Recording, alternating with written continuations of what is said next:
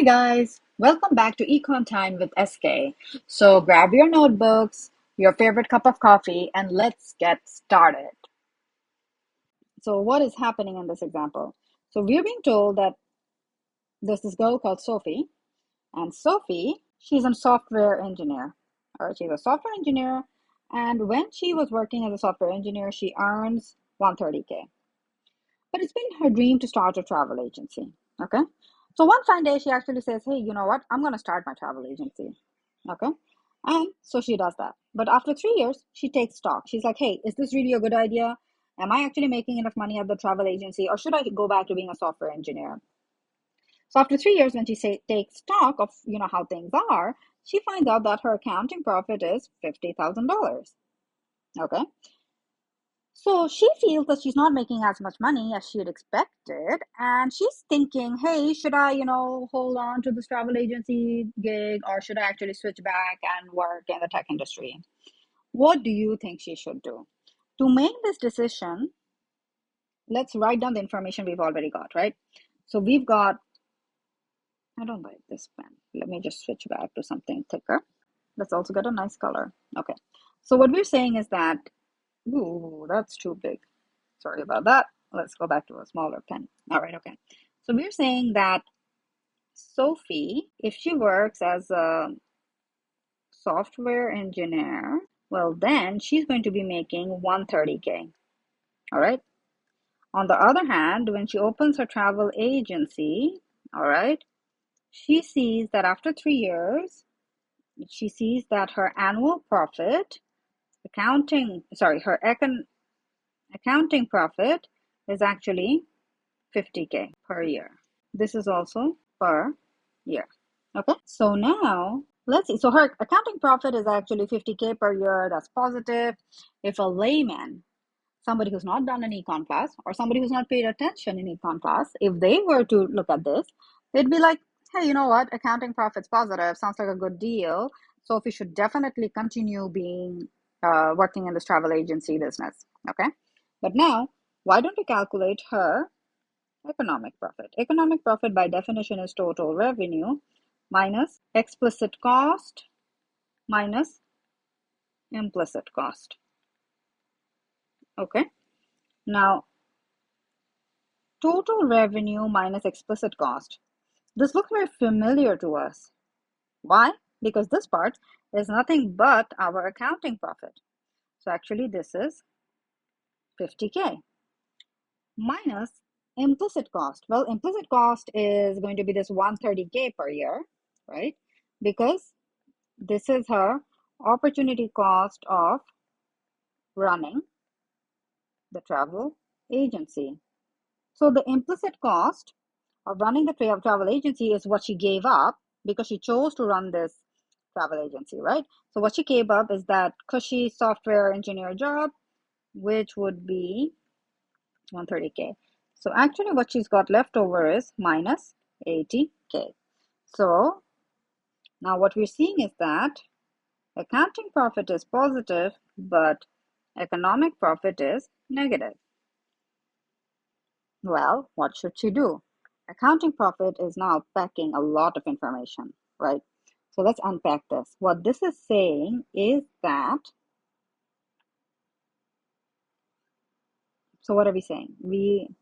It's basically saying that what Sophie is earning in terms of her total revenue, it fails to cover her implicit cost. That's for sure. All right. Let's look at it in greater detail.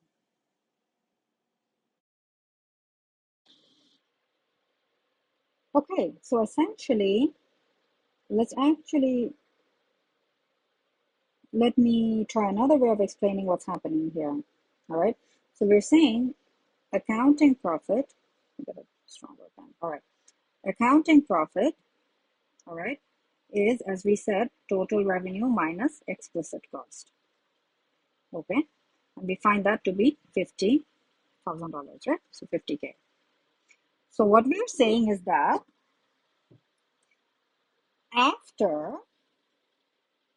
after paying for explicit cost, $50,000 is left over. Okay, so if you just think from the point of view of, oh, can I pay my rent? Can I pay for the land, labor, capital? Then this looks like a good thing. But as economists, we know that people are also thinking about their opportunity cost with everything. What we are saying is that when she's earning $50,000 as her accounting profit, what we're saying is that the total revenue, it pays for her explicit cost. And after that, whatever is left over, which is 50K, this is something positive. It looks like a good thing. But now, if you think in terms of, so, ooh, that did not turn out the way we expected. Let's use this. All right. So we're saying, hey, you know what?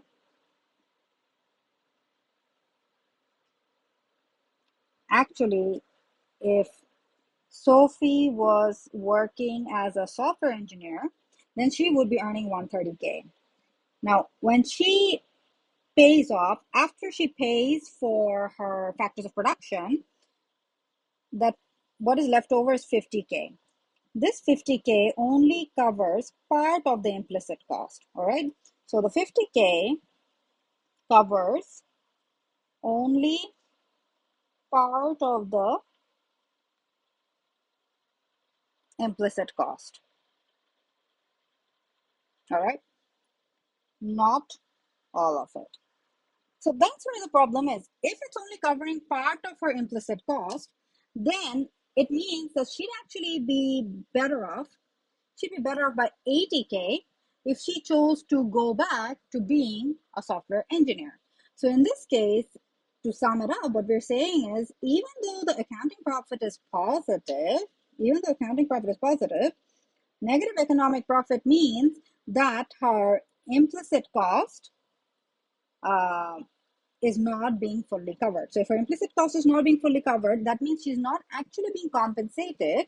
She's not being compensated for her opportunity cost. She could definitely be making more as a software engineer, and thus she'll actually go back to being the software engineer. So that's the answer. She's got negative negative economic profit, which means implicit cost